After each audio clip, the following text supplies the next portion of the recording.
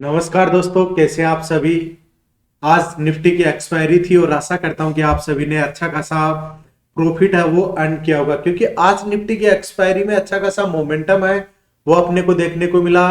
Approximately 3 से 4 अच्छी खासी पोजीशन भी बनी थी, क्योंकि पहले मार्केट ने अपर साइड की तरफ में रुक किया, फिर डाउन साइडेड आया और जैसे ही सेकंड आपका मोमेंटम हुआ तो उसमें अपर की साइड में मोमेंटम देखने को मिला। निफ्टी, बैंक निफ्टी और सेंसेक्स तीनों ने आज ग्रीन में क्लोजिंग दी है। लास्ट 2 डेज से मार्केट का मोमेंटम है वो पॉजिटिव देखने को मिल रहा है। तो क्या यहां से मोमेंटम है वो मार्केट का शिफ्ट हो गया है या फिर और डाउनसाइडेड की तरफ में मूव देखने को मिलेगा? क्या ये रिटेल ट्रेडर्स के लिए एक ट्रैप बना हुआ है या फिर यहां से बाउंस बैक मार्केट ने सपोर्ट बना लिया? सबसे बड़ी बात क्या है कि क्या मार्केट ने यहां से सपोर्ट बना लिया? यदि सपोर्ट बना लिया तो क्या यहां से खरीदारी होना स्टार्ट कर सकते हैं या फिर इंट्राडे के में हमको किस तरीके से काम करना चाहिए? दोस्तों, आपका क्या व्यू है? क्या आपको भी लगता है कि मार्केट ने यहां सपोर्ट बना लिया या फिर रिवर्सल देखने को मिलेगा? कमेंट करके जरूर बताइएगा। निफ्टी की बात करें तो आज निफ्टी ने 172 पॉइंट पॉजिटिव में क्लोजिंग दी है, वहीं बैंक निफ्टी 462 और सेंसेक्स ने 567 पॉइंट पॉजिटिव में क्लोजिंग देखने को मिली है।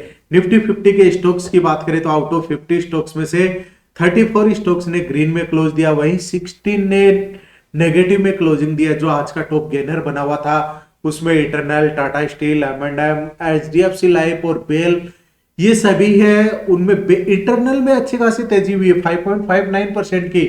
वहीं गिरावट में कौन था? विप्रो, सिप्ला, टाटा कंज्यूमर, इंफोसिस और आईटी सेक्टर है वो डाउनसाइडेड में देखने को मिला।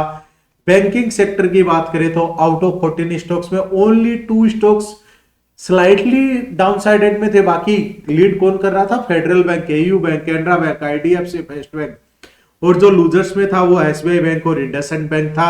अब वेनेज कल वेनेसडे है तो किस तरीके से मार्केट में मोमेंटम देखने को मिलेगा? सेंसेक्स के एक्सपायरी से पहले क्या सेंसेक्स में भी अच्छा खासा मोमेंटम है वो देखने को मिलेगा?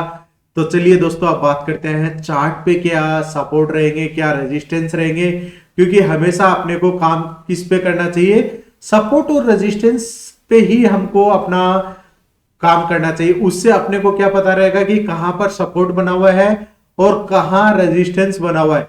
क्योंकि जब मार्केट में अपने को पता रहेगा कि कहां सपोर्ट है, कहां रेजिस्टेंस है, तो उससे अपने को बहुत ज्यादा बेनिफिट है वो देखने को मिल सकता है। आज एक्सपायरी की यदि हम बात करें तो फर्स्ट 5 मिनट की कैंडल ने एक अच्छा खासा जो लो था उसको एक सपोर्ट बना दिया था।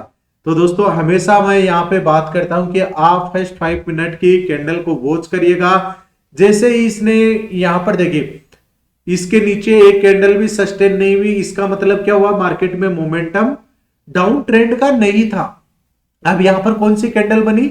स्पेनिंग कैंडल बनी। और स्पेनिंग कैंडल का मतलब क्या हुआ कि बायर और सेलर, बायर है वो मार्केट को अप साइड में ले जाने की कोशिश में है और सेलर है वो डाउन साइडेड में। अब इस सेलर है वो डाउन साइडेड में। अब इसका कंफर्मेशन कब होता है? कि जब इसका हाई या लो अपना ब्रेकआउट या ब्रेकडाउन हो जाता है। तो जैसे ही यहां पर इसका हाई का ब्रेकआउट हुआ, यहीं से अपर साइड की पोजीशन है वो बन चुकी थी, जिसका स्टॉप लॉस था इसका लो। तो हमेशा स्ट्रिक्ट स्टॉप लॉस के साथ ही अपने को काम करना चाहिए। और मार्केट ने अपर ट्रेंड दिया और यहां पर टॉप पर जाकर क्या बना? अगेन स्पेनिंग कैंडल बनी। तो दोस्तों, इस बार कहां के लिए एक्टिवेशन हुआ? डाउन ट्रेंड के लिए। ये अपना स्टॉप लॉस था और कहां तक का अपना सिनेरियो था? जो निफ्टी का फर्स्ट 5 मिनट का लो था वही अपना सपोर्ट था और मार्केट वहां से रुका और यहां पर बुलिश इनगल्फिंग कैंडल बनी, कंटिन्यूसली रिजेक्शन आया, फिर इन्वर्टेड हैमर बना और मार्केट शूट अपर की साइड में देखने को मिला। तो दोस्तों, आप भी ना कैंडल स्टिक्स और सपोर्ट रेजिस्टेंस के बेस पे काम करिए। यदि आपको कैंडल स्टिक्स नहीं पता है तो अपनी प्लेलिस्ट बनी हुई है, वहां पर जाकर भी आप कैंडल स्टिक्स के बारे में लर्न कर सकते हैं। और यदि आपको लाइव क्लास चाहिए तो डिस्क्रिप्शन में डीमेट अकाउंट ओपनिंग के लिंक्स दिए हुए हैं। यदि आप वहां पर अपना डीमेट अकाउंट ओपन करके ट्रेड करते हैं तो मुझे आप व्हाट्सएप पे स्क्रीनशॉट भेजिए, उसके बाद में आपको लाइव क्लासेज है वो मिलेगी। अब कल के निफ्टी के सपोर्ट और रेजिस्टेंस की यदि हम बात करें तो दोस्तों, हमेशा जब भी हम ट्रेडिंग का अपना सेटअप करते हैं तो हमेशा ध्यान में रहना चाहिए कि मार्केट यदि गैप अप ओपनिंग होती है तो हमें क्या करना है, और गैप डाउन ओपनिंग होती है तो क्या करना है, क्योंकि अपना सेटअप है वो क्लियर होना चाहिए। तो कल के लिए यदि गैप अप ओपनिंग और 23,660 का लेवल है वो निफ्टी के लिए एज ए रेजिस्टेंस रहेगा। यदि यहां से ब्रेकआउट होता है तभी हमें अपाउट की साइड का मोमेंटम देखने को मिल सकता है, और 23,498 का लेवल निफ्टी के लिए एज ए सपोर्ट रहेगा। यदि मार्केट इन दोनों लेवल्स के बीच में रहता है तो फिर वहां पर ओनली प्रीमियम डीके है वो देखने को मिल सकता है। दोस्तों यदि आपने कल के लिए कोई भी पोजीशन कैरी फॉरवर्ड की है तो भी आप कमेंट बॉक्स में कमेंट करके बता सकते हैं। साथ ही साथ चैनल को सब्सक्राइब करिए दोस्तों, लाइक कीजिए वीडियो को और अपने दोस्तों के साथ शेयर भी करिएगा ताकि उनको भी इसके बारे में पता लग सके। 23,660 का ब्रेकआउट होता है तो 23,738 निफ्टी के लिए फर्स्ट रेजिस्टेंस रहेगा, सेकंड रेजिस्टेंस 23,783 और वहां से ब्रेकआउट होता है तो 23,867 और 23,942 तक के लेवल्स है वो निफ्टी में देखने को मिल सकते हैं। डाउन ट्रेंड की बात करें 23,498 का ब्रेकडाउन होता है तो 23,435 फर्स्ट सपोर्ट रहेगा, सेकंड सपोर्ट 23,375 का निफ्टी के लिए सपोर्ट रहेगा। तो दोस्तों इन लेवल्स को आप अपने चार्ट पे मार्क करके रखिएगा ताकि आपको ज्यादा से ज्यादा इनका बेनिफिट है वो मिल सके।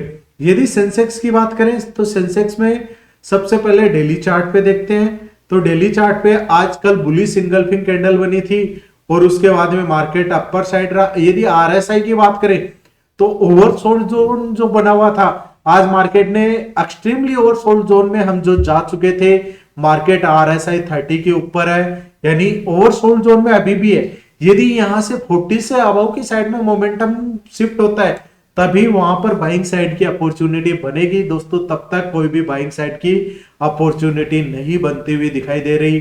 तो आप यदि इंट्राडे ट्रेड कर रहे हैं, कैरी फॉरवर्ड कर रहे हैं तो थोड़ा सा ध्यान से ट्रेड करने के लिए करना चाहिए।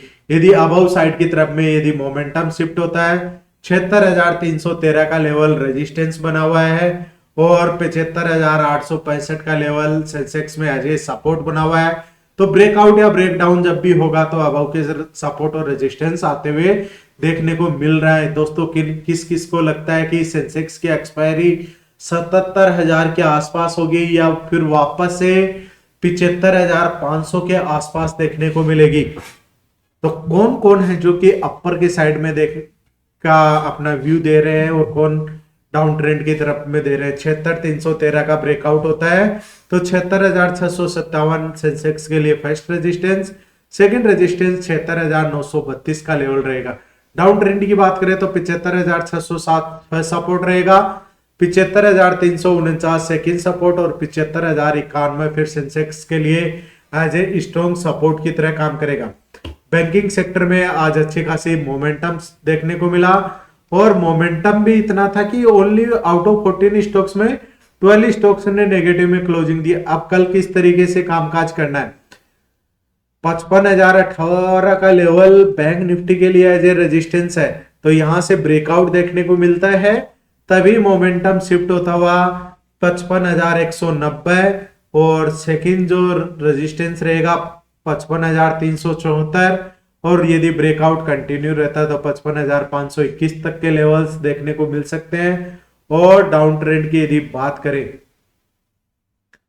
तो 54,662, यदि मार्केट इसको ब्रेक डाउन करके डाउन ट्रेंड में चलता है तभी मार्केट का वापस से मोमेंटम है वो शिफ्ट हो सकता है डाउन ट्रेंड में, जिसका फर्स्ट सपोर्ट रहेगा 54,490 और 54,490 का भी ब्रेक डाउन होता है तो फिर 54,281 और 54,281 का लेवल ब्रेक डाउन होने के बाद डायरेक्टली 54,084 तक के लेवल्स आते हुए नजर आ सकते हैं।